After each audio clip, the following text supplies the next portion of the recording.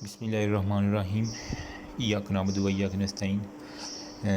Guys, आज मैं जल्दी से ना प्रोटीन के जो है ना फ़र्स्ट ईयर एमबीबीएस के जो मुझे मैंने जो फ़र्स्ट ईयर में पढ़े थे नोट्स मोस्टली और मैंने हाईलाइटेड किए हुए हैं वो आपके साथ शेयर करने जा रहा हूँ। देखें, हर एक के साथ बार बार शेयर करना ना ज़रा मुश्किल हो जाता है और थोड़ी फ़ाइल लंबी थी, 96-95 पेज थे और वो सेंडिंग में भी मसला आ रहा था थोड़ा सा। तो इस वजह से मैंने सोचा कि चलें इसकी एक वीडियो जल्दी से बना के ना वो सेंड कर देता हूँ ताकि आपको भी आसानी रहे और मुझे भी आसानी रहे, क्योंकि हर एक के पास इतना टाइम नहीं है कि वो बार बार सेंड करता रहे। और हमारा यहाँ पे इंटरनेट भी वैसे ही होता है, बहुत देर लगा देता है, इसलिए मैंने जल्दी से यहाँ वीडियो बना रहा है। ये देखिए, मैंने इसकी स्कैनर के ज़रिए ली हुई है। होप्स हो कि आपको समझ आ जाएगी। फिर भी ये ना समझ आए तो मुझे पर्सनली मैसेज कर सकते हैं आप।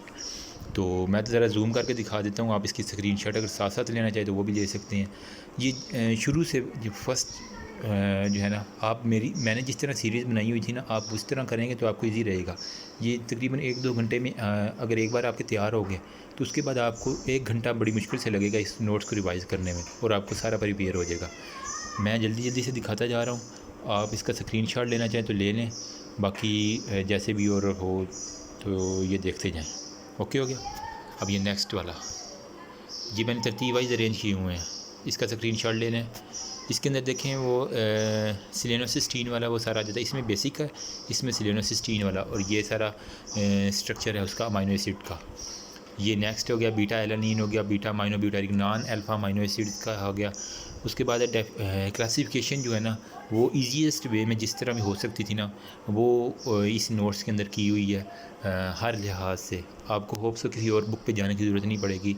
ये सल्फर फॉर्म है, सिस्टीन है, मिथेनोस मैथियोनिन हो गया, और मैंने साथ साथ निमोनिक भी लिखा हुआ है। इसकी फ़ायदा ये भी है, अगर आप मेरे निमोनिक्स याद कर सकते हैं तो वो याद कर लें, नहीं तो अपने भी बना लें तो वो और बेस्ट है, क्योंकि बंदे ने जो अपने बनाए होते हैं ना उसी से वो अगर करे तो वो ज़्यादा मज़ा आता है उस याद करने में। तो ये मैंने कुछ ये नीचे लिखे हुए हैं अकॉर्डिंग टू आर ग्रुप्स वाले, ये रेड पेंसिल के साथ अगर देख रहे हैं आप। और ये जनाब है क्लासिफिकेशन जो है मेटाबॉलिक एंड प्रोडक्ट के ऊपर। ये था ग्लूको नियोजेनिक अमाइनो एसिड होता है, कीटो जेनिक हो गया, और हो गया ग्लूको नियो जेनिक और कीटो नियोजेनिक। ये देखें, ये टेबल बहुत इंपॉर्टेंट है, इसके अंदर से एमसीक्यूज़ लाजमी आता है, और हमारे यूएचएस के एग्ज़ाम में भी आया था। इसके अंदर से मुझे भूल गया, लेकिन एक आया था मेरे ख्याल में ग्लूको एंड कीटो नियोजेनिक फिनाइल एलानिन वाला आया था। आपने ये सारा टेबल याद किया, खुसूसन ये जो है ना एसेंशियल वाले, ये नीचे वाले जिसके ऊपर मैं क्लिक कर रहा हूँ, ये आपने लाजमी याद रखने हैं। और ये मैंने छोटा सा टेबल बनाया हुआ है, ये भी आप देख लीजिएगा अगर आपने देखना हो तो। बाकी ये मैंने हाईलाइटेड की हुई हैं एसेंशियल और नॉन एसेंशियल अमाइनो एसिड। और इसके बाद ये जो है ना इंपॉर्टेंट एमसीक्यूज़, ये भी मैंने हाईलाइट किया हुआ है, आर्जिनिन और हिस्टीन। उसके बाद एलानिन, एस्पार्टेट और ग्लूटामेट। देखिए, मैं जल्दी जल्दी बोल रहा हूँ ताकि आपका टाइम भी कम वेस्ट हो और आप जल्दी जल्दी से जो आपका है ना वो नॉलेज गेन कर लें। उसके बाद ये है 10 essential amino acid, 10 non essential हो गया। इसके अंदर 8 एसेंशियल ऑल टाइम है, 2 से सेमी एसेंशियल, ये इंपॉर्टेंट एमसीक्यूज़ आता है इसका। हिस्टीडीन और आर्जिनिन जो होता है ना सेमी एसेंशियल है, अगर इनकी कमी हो जाए तो ये फिर एसेंशियल बन जाते हैं, ठीक है। उसके बाद क्लासिफिकेशन अकॉर्डिंग टू पोलैरिटीज़ की वजह से जनाब है, आर ग्रुप की वजह से ये सारी की सारी दी हुई हैं, आप ये देख लें, इसका आराम से स्क्रीनशॉट लें। उसके बाद जनाब है ये पोलर हो गया, और हाँ, ये डिवाइडेड इनटू पोलर अनचार्ज हो गया, और ये होता है स्टैंडर्ड अमाइनो एसिड और नॉन स्टैंडर्ड अमाइनो एसिड। अगर किसी की चीज़ की समझ ना आए तो मुझे कमेंट सेक्शन में मैसेज कीजिएगा, इंशाल्लाह मैं ज़रूर जवाब दूंगा। कोई अमाइनो एसिड की क्लासिफिकेशन की समझ ना आए, अव्वल तो मैंने सिंपलेस्ट फॉर्म में लिखा हुआ है, बाकी साइडों में भी मैंने निमोनिक्स बनाया हुआ है, फिर भी समझ ना आए तो काइंडली ज़रूर बताइएगा, फील फ्री टू आस्क। उसके बाद आर्निथिन और सिट्रोलिन जो होता है ना इंटरमीडिएट यूरिया साइकिल के अंदर होता है इनका, ये देखिए आपने बिल्कुल हूबहू इसी तरह याद कर लें तो आपको किसी और बुक पे जाने की ज़रूरत नहीं है। और ये बहुत ऑथेंटिक नोट्स हैं, हमारे टीचर्स ने भी हमें प्रोवाइड किए थे, और कुछ इर्द गिर्द से कलेक्ट करके ना मैंने सारे इनकी पिक्चर ली हुई हैं, देखें। और नीचे फिर ये कॉमन और ड्राइव्ड हो गया, और डी और L amino acid stereo isomers, ये डी और एल का मैंने फ़र्क लिखा हुआ है। बलून जो है ना वो ठीक है बैक्टीरियल सेल में होता है, ठीक है, डी अमाइनो एसिड और ये सारे आपने इसे अच्छी तरह लगाना जो जो खुसूसन मैंने हाईलाइट किए हुए हैं। उसके बाद जनाब क्लासिफिकेशन ऑफ प्रोटीन। अच्छा, अंदर मैंने स्ट्रक्चर जो है ना ये इंपॉर्टेंट वाला सिर्फ उसकी पिक्चर दी हुई है, बाकी स्ट्रक्चर इतने आते नहीं हैं, लेकिन अगर आपने देखनी हो तो लिपन कार्ड की बुक होती है, उसके अंदर से आप देख सकते हैं, लेकिन वो याद ना तो याद रहती हैं ना हमें याद करने की ज़रूरत है। सिर्फ इंपॉर्टेंट जो है ना एलानिन हो गया, ग्लाइसिन हो गया, और 2 एसिडिक याद कर लें, 2 बेसिक याद कर लें, सफिशिएंट है। इससे बाहर क्वेश्चन नहीं आता, मुझे नहीं उम्मीद कोई आएगा। क्लासिफिकेशन ऑफ प्रोटीन में सिंपल कंजुगेटेड ड्राइव्ड हो गया, सिंपल प्रोटीन की आगे फिर मैंने ये निमोनिक बना के लिखा हुआ है, ठीक हो गया। प्लीज़ इसमें थोड़े से ना हट के थोड़े निमोनिक होंगे, आपने हंसना नहीं है और लेकिन आपने सिर्फ नॉलेज गेन करना है। मैंने थोड़े से फजूल से भी बनाए हुए हैं जोकर टाइप के। एनीवेज आपका मसला हल हो रहा है तो आप जो है वो ले। उसके बाद प्रोटियोमीन्स हो गया, उसके बाद हिस्टोन्स हो गया, ग्लोबिन्स हो गया, ग्लैडिन्स हो गया, प्रोलामीन्स। ये इंतहाई शॉर्टकट करके मैंने ये नोट्स बने हुए हैं। एल्ब्यूमिन हो गया और स्क्लेरोप्रोटीन हो गया, ठीक है। कंजुगेटेड प्रोटीन नीचे आ जाता है। उसके बाद आता है जनाब ग्लाइकोप्रोटीन आ गया, न्यूक्लियोप्रोटीन आ गया। इसके अंदर से एमसीक्यूज़ काफ़ी ज़्यादा आ जाते हैं। मेटालोप्रोटीन, ये वाला आपने कभी किसी सूरत नहीं छोड़ना। मेटालोप्रोटीन इसके अंदर से एक लाजमी क्वेश्चन आता है, ठीक है। उसके बाद क्रोमोप्रोटीन हो गया। देखिए मुझे अभी पढ़े हुए गालबन काफ़ी अर्सा हो गया, इस वजह से मुझे है ना ये इतनी ज़्यादा नहीं रिफ्लेक्स मान रहे, लेकिन मैं फिर भी बता सकता हूँ आपको। अगर कोई मसला हो तो बताइएगा। ड्राइव्ड प्रोटीन हो गया, प्राइमरी ड्राइव्ड हो गया, सेकेंडरी ड्राइव्ड हो गया। उसके बाद जनाब आ जाता है ये हीट हो गया, एक्सरे हो गया, अल्ट्रासोनिक हो गया, क्लम्पिंग ऑफ डीनेचर्ड प्रोटीन का कोएगुलेशन हो गया। सेकेंडरी ड्राइव्ड प्रोटीन हो गया, हाइड्रोलिसिस प्रोटीन हो गया, प्रोटीएसिस हो गया, पेप्टोन्स हो गया, पेप्टाइड्स हो गया, ठीक हो गया, नॉन प्रोडक्टिव हो गया। उसके बाद जनाब क्लासिफिकेशन और मोलेकुलर लेंथ एंड शेप के ऊपर जो है ना वो फाइब्रस होगी, जिनकी लेंथ एक्सियल रेशियो जो है ना वो 10 होती है, मोर देन 10 होती है। और ग्लोबुलर जिनकी ग्लोब बन जाते हैं यानी गोल गोल हो जाते हैं और 10 से कम इनकी एक्सियल लेंथ हो जाती है, ठीक है। उसके बाद क्लासिफिकेशन ऑफ बायोलॉजिकल एक्टिविटीज़ में कैटालिटिक हो गया, डिफेंस हो गया, रेगुलेटरी हो गया, कॉन्ट्रैक्टाइल हो गया, स्ट्रक्चरल प्रोटीन हो गया, ट्रांसपोर्ट प्रोटीन हो गया, स्टोरेज। देखिए कितनी आसानी से 1-2 लाइनों में आपका कवर हो जाएगा जब देखते जाएँ बस आप। क्लासिफिकेशन और न्यूट्रिशनल वैल्यूज़ के ऊपर कंप्लीट हो गया और इनकम्प्लीट हो गया, ठीक है। उसके बाद ये वाला टेबल वेजिटेबल वाला, ये इंतहाई इंपॉर्टेंट है। मैंने इसका निमोनिक अजीब से बनाए हुए थे, ठीक है, तो आप काइंडली ये देख लीजिएगा। हाँ, मैथियोनिन हो गया और ट्रिप्टोफैन हो गया, लाइसिन हो गया, और ये देख लें आप सारे, ये लाजमी याद करने हैं। इसका मैंने आसान सा निमोनिक बनाए हुए हैं, ये वाले आप पढ़ लीजिएगा, तो अगर आपको याद हो जाए तो ठीक है, बाकी आपकी मर्ज़ी है जैसे भी कर सकें। बाई पेयरिंग हो गया। उसके बाद है जनाब structure and functional of the amino acid हो गया। अमाइनो एसिड के फंक्शन जो है ना ग्लाइसिन हो गया, ये इसका सर स्ट्रक्चर स्मॉल प्रोटीन हो गया। और उसके बाद है जनाब क्विज मैसेजिंग में, यस ओके, बाद में देखते हैं। स्मॉल अमाइनो एसिड हो गया टुगेदर विद एलानिन हो गई, constitute mole fraction of free amino acid हो गया, प्लाज्मा हो गया। Glycine take part in conjugation reaction हो गया। और इसके अलावा कंजुगेट विद बाइल एसिड्स हो गया। उसके बाद glycine is required for synthesis of keratin हो गया। और ये सारे का सारा, उसके बाद glycine can be converted into serine. ये मैंने निमोनिक बनाए हुए हैं, आप इसे भी देख लें, अगर समझ आ जाए तो ठीक है, नहीं तो अपने लाजमी निमोनिक बनाइएगा। देखिए निमोनिक का फ़ायदा ये है कि फ़ौरन क्लिक हो जाती है ये चीज़ें, बंदे को ज़्यादा नहीं करना पड़ता। उसके बाद एलानीन का देख लें, ये आर साइड चीन है, ठीक है, हो गया। उसके बाद जनाब है ये स्ट्रक्चर इसकी जो इंपॉर्टेंट ना वो साथ ही ड्रग हुए हुए, इसलिए मैंने वो अलहदा से जो बड़े वाले स्ट्रक्चर है उसकी पिक्चर्स नहीं लगाई हुई, ठीक है। उसके बाद बीटा एलानीन आ गया। उसके बाद सेरीन आ गया है। आर ग्रुप में पोलर और नॉन पोलर होता है, take part in glucose synthesis हो गया, ठीक हो गया। उसके बाद serine also take part in synthesis of cysteine, glycine, pyruvate हो गया, कैराटीन हो गया। उसके बाद थ्रियोनिन, ये भी इंपॉर्टेंट है इसका, ठीक है, take part in glucose synthesis हो गया, ठीक है। अच्छा, ये फंक्शंस कैसे याद करने हैं आपको, जो मैंने पहले वाले निमोनिक बताए हुए हैं ना, उन्हें अच्छी तरह रट्टा लगा लें तो ये फंक्शन ऑटोमेटिकली आपके जहन में आते जाएंगे। देखिए मैंने जैसे ये लगाया हुआ ना, ये थ्रियोनीन सी टायर, इसके अंदर OH ग्रुप आता है ना, तो हाँ मुझे थोड़ा बहुत याद आ रहा है, ठीक है। और ये नॉन एसेंशियल होता है, ये देखें, इस तरह फिर आपको याद करना बहुत आसान हो जाएगा। और फंक्शन जो है ना आप छोटे छोटे निमोनिक बनाते जाएँ, मैंने बनाए हुए हैं। उसके बाद है जनाब सिस्टीन आ गया। सिस्टीन के बाद हो गया ट्यूरिन हो गया, मैथ्योनिन। Let me just focus it ताकि आप स्क्रीनशॉट ले लें। ओह माय गॉड, क्या हो गया है ये चीज़, आप इसका आसानी से स्क्रीनशॉट लें। और ये जूम करके मैं थोड़ा सा करता हूँ, ठीक है। उसके बाद मैथ्योनिन आ जाता है। मैथ्योनिन में वो मिथाइल ग्रुप एंड पे आता है, ठीक है। उसके बाद जनाब है पोरोलिन आ गया। और उसके बाद ट्रिप्टोफैन आ गया। उसके बाद जनाब मेलाटोनिन आ गया, ठीक है, टायरोसिन आ गया। देखिए बहुत आसान से स्ट्रक्चर है, सिर्फ आपने अपने ही नोट्स बनाए इसे देख के या फिर बुक से देख के, जिस तरह भी आपकी दी है, आपने एक दफ़ा अपने हाथ से ज़रूर ये नोट्स गुजारने हैं ताकि आपको आइडिया हो जाए। ख़ुसूसन ये स्ट्रक्चर को बार बार ड्रा करेंगे तो बिल्कुल आसानी से फिंगर टिप पर याद हो जाते हैं। मुझे अभी तक याद है, लेकिन मैंने अभी रिवाइज़ नहीं किए हुए, तो थोड़ा सा हो रहा प्रॉब्लम। इसके बाद हिस्टोन्स हो गया और लाइसिन्स हो गए हैं, ठीक है। उसके बाद ग्लूटामेट हो गया, उसके बाद है जनाब हाँ ग्लूटामेट ये हो गया। एस्पार्टेट, एस्पार्टेट का स्ट्रक्चर आ गया।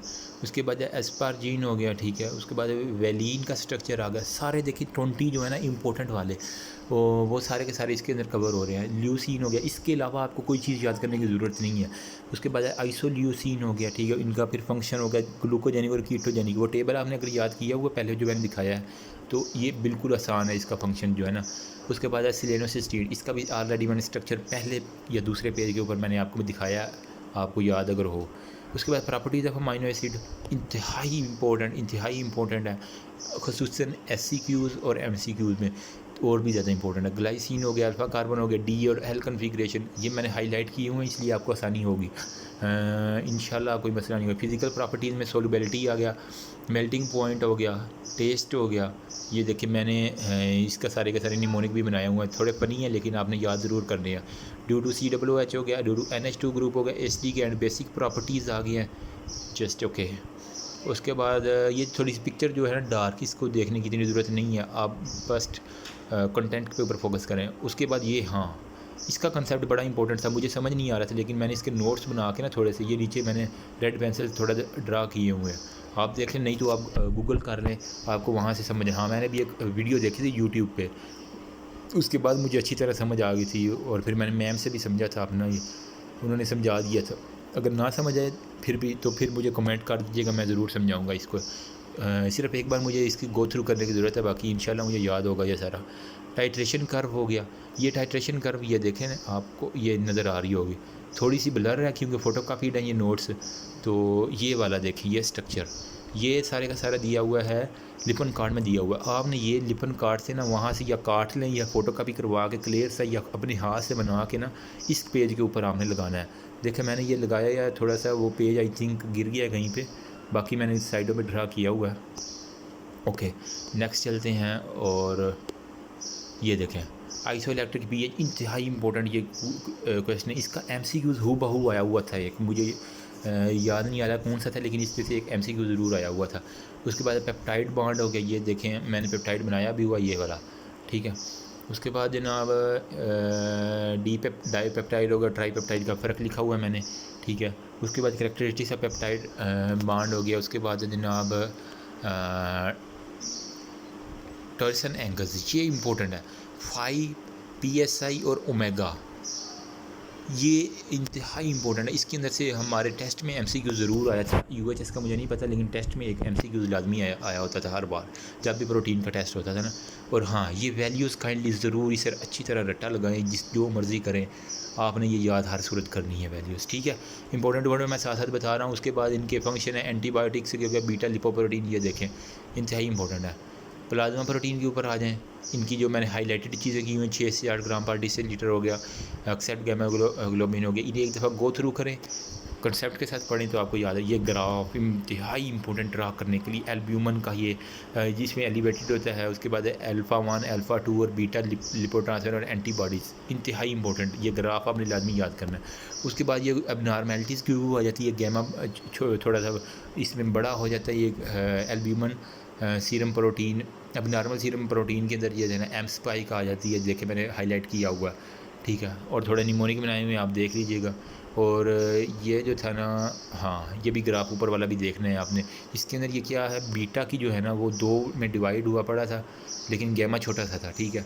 अल्फ़ा भी छोटा है और बीटा भी छोटा है। उसके बाद जनाब आपने मज़ीद ये नीचे भी देख लेना है, इसके अंदर जनाब अल्फ़ा 2 और एल्ब्यूमिन, ये बड़ा ये नेफ्रोटिक सिंड्रोम की एक ग्राफ है, ये भी लाजमी याद करना है, सिर्फ ये वाला आपने ड्रा करना है, ये वाला, ठीक है। उसके बाद जनाब है फंक्शंस ऑफ प्लाज्मा प्रोटीन, बिल्कुल इजी है, मैंने इनको आपने अच्छी तरह रट्टा लगाना है। ट्रांसपेरेंट में क्या होता है, आयरन होता है, ये आपके MCQs में लाजमी आएगा, ये मेरी गारंटी है। ये मैंने इसका निमोनिक बनाए हुए हैं, कुछ आपने खुद अपनी तरफ से मेहनत करके बनानी है बाकी। और कैटालिटिक फंक्शंस आ गया, प्रोटेक्टिव फंक्शंस आ गए हैं, और ब्लड क्लॉटिंग आ गया। उसके बाद बफरिंग कैपेसिटी आ गया। उसके बाद जनाब है एक्यूट फेज रिएक्टेंट APRS, इंतहाई इंपॉर्टेंट, बहुत इंपॉर्टेंट क्वेश्चन। ठीक है। इसके मैंने ये छोटे APR पॉजिटिव कब होता है, नेगेटिव कब होता है, ये थोड़ा सा मैंने बनाया हुआ है। बाकी आपने खुद स्टडी करके देख लेना। हाँ, ये पॉजिटिव एक्यूट फेस में क्या होता है और नेगेटिव एक्यूट फेस में क्या क्या होता है, ये आपने किस किस का लेवल हाई होता है और कम होता है, इसे आपने नहीं भूलना है। फिंगर टिप्स पे होने चाहिए आपके ये, ठीक है। उसके बाद जनाब है एल्ब्यूमन। एल्ब्यूमन में क्या है, major protein of the human हो गया, ठीक है। इसका ये स्ट्रक्चर देख लीजिए, अगर ड्रा करना पड़े तो कर लीजिएगा, लेकिन ये वैल्यूज़ थोड़ी सी याद करने वाली हैं। 17 इंटरचेंज होती है, डाइसल्फाइड होते हैं, और इंपॉर्टेंट जो है ना सिंथेसिस कैसी होती है, और 12 ग्राम पर डे, ये इंपॉर्टेंट है। मैंने एक दर्जन भी लिखा हुआ याद करने के लिए जस्ट। और ये देखे ग्राफ बहुत ईजी वे में बनाया हुआ है, आपने इसको हू बहू यूँ ही कॉपी कर लेना है।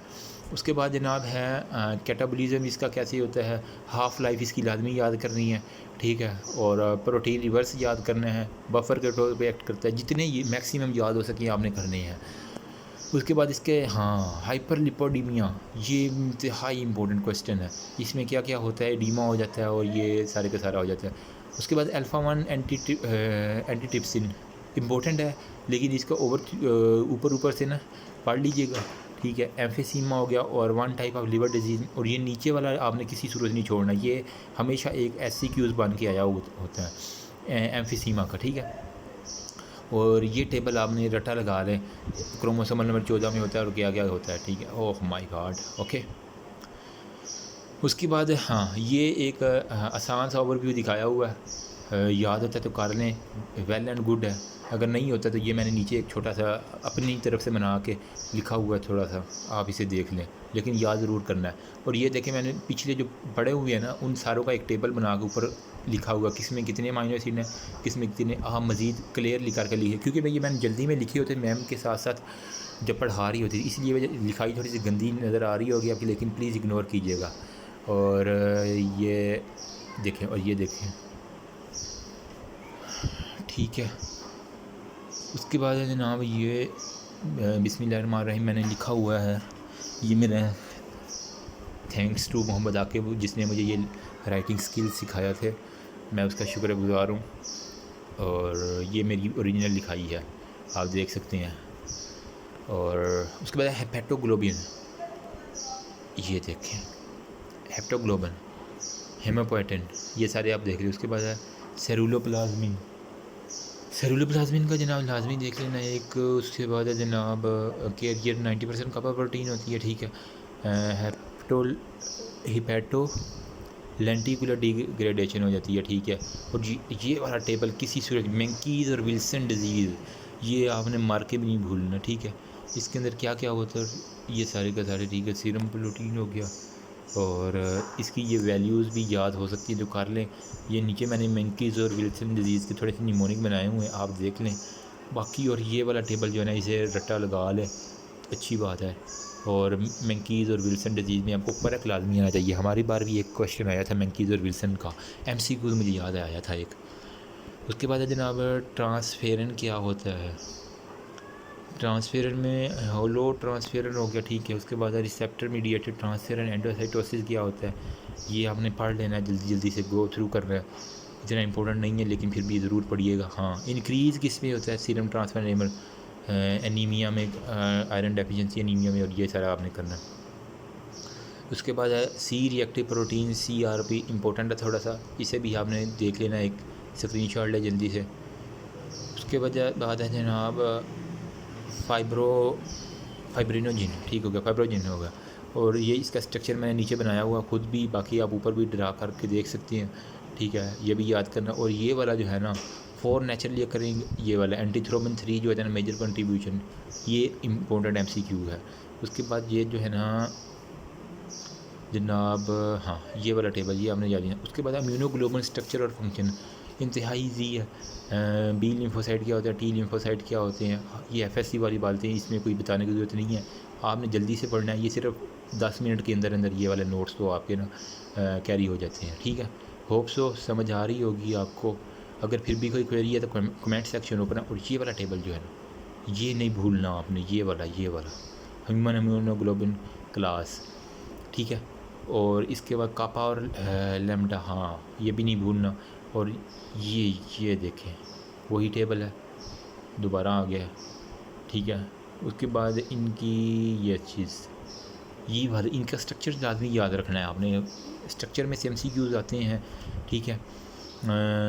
इफेक्टर फंक्शन होता है इसका, उसके बाद ये वेरिएबल स्ट्रक्चर एल चेन में 3 अच्छा हाइपर वेरिएबल जो होती है ना वो होती है, ठीक है। उसके बाद ये बाइंडिंग प्रोटीन ये मैंने हाईलाइट किए हुए हैं, ये बस याद रख लें आप। और IgG का फंक्शन लार्जेस्ट इन नंबर होती हैं, ये आते हैं MCQs। उसके बाद ये इसकी शेप आती है, IgM की शेप क्या होती है, ये एक किस्म की J शेप्ड चेन होती है, ठीक है। ये MCQs होता है। IgM जो होता है ना वो मेड बाय फीटस हो गया और बीटा सेल्स हो गया, ये सारे का सारा याद रखना है। उसके बाद IgA का सेकंड हाईएस्ट सीरम लेवल, ये MCQs आया था, और प्रिवेंट करता है बैक्टीरिया और वायरसेस को। IgD को ये देखना, IgD को देखें। IgE ये इंपॉर्टेंट है, ये एलर्जी के अंदर आता है, ये MCQs आता है एलर्जी में, ठीक है। उसके बाद एलर्जिक रिएक्शन हो गया, ये सारे का सारा आ गया, वो भी हो गया।